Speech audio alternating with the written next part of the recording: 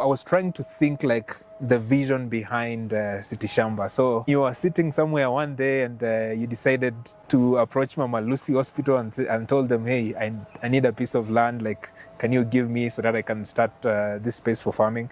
So what is the story behind City Shamba and the vision behind it? So City Shamba did not start here at Mama Lucy Kibaki Hospital. So immediately after campus with some fellow graduates and other co-founders, the ones that we founded with City Shamba. So they were like people you were already in campus with? Yeah. We were people with campus, though we were not pursuing the same course. Personally, I did environmental conservation and natural resource management, which brings in the agroecological aspect. So I can say I'm an agroecologist by design, by training and by practice. So during that period, of course, and I would fault our education system to some point because it really doesn't churn out people who are problem solvers. It churns out people who want to come out to look for employment. We did some internship here and there with the youth facing the same challenges from our community, no sustainable jobs or employment.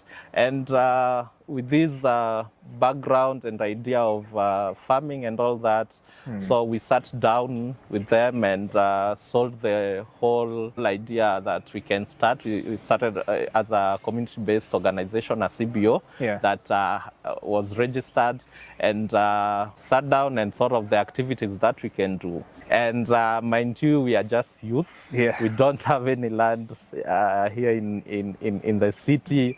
We don't have anything. It's just a vision that we had at that time. So sold the idea, and all of us agreed that this is something that we can pursue, something that we can do as a group. And that is why it was born. So what happened is that a neighbor over there at where we started, that is at Kayole Junction, it's still there. So they had a plot over there that they had not developed. So sometimes it was being used as a dumping site. You could find some trash over there that people used to throw. So we approached them, and they were gracious enough to allow us to start with the space. We explained what we wanted to do, but I'm glad that the idea was so clear of what we wanted to do. It has the vision that we have is that we had during that time is what we are still doing and developing right now. So the challenge was that due to the limitation in space within urban areas, we could not produce food to sell because people would get into agriculture for commercial purposes. But for us, because there is no land that would allow us to produce food that we can take to the market and get some substantial income to be sustainable for the members of the group, we decided that instead of going with that approach of going commercial, let's focus on capacity development of people to utilize the limited spaces they have within their households to produce food for themselves. So that is where our motto was born: grow your own. Grow your own food. So basically encouraging people to just utilize the small spaces, because if you have a small space at your place, I have a small space that I can do on production, and you are doing your own production, then it will be sufficient for myself and my family. So that was the idea, actually, to capacity build as many people as possible so that they can adopt and start practicing urban farming within the limited spaces they have. So the space that we had, or the piece of land that we had, was 15 meters by 8 meters, basically a plot. And that is where the dream started from. It was so small, but we had a lot of things. That was back in late 2018, beginning of 2019. So these corns that you are seeing right here, we started making them using sacks. We could shona some sacks, knit them together, and make the corn gardens. We still have pictures of us making the sack corn gardens. From there, we got into tires. So we are just reinventing. Got into tires because they were a menace. They were everywhere, but it was a lot of work, and then now we are using the cons, but it is the same idea. It's only that it has evolved over time. So the space was so small. We had a lot of things, but whatever you are seeing here, it was happening there, but at a small scale. We had a hydroponic unit called a deep water culture, a very small one, and then plants would grow in that water. We had a nursery bed. That time we were not doing the seed trays. It was just on the ground. One corner was with nursery, and then we planted trees. There were trees, but at that point we did not plant fruit trees, so there were trees.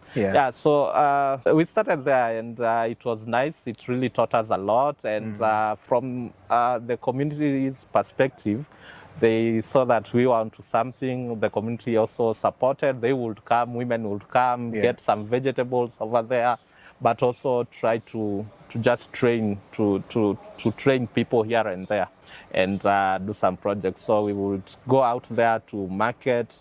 I did a 22-page proposal.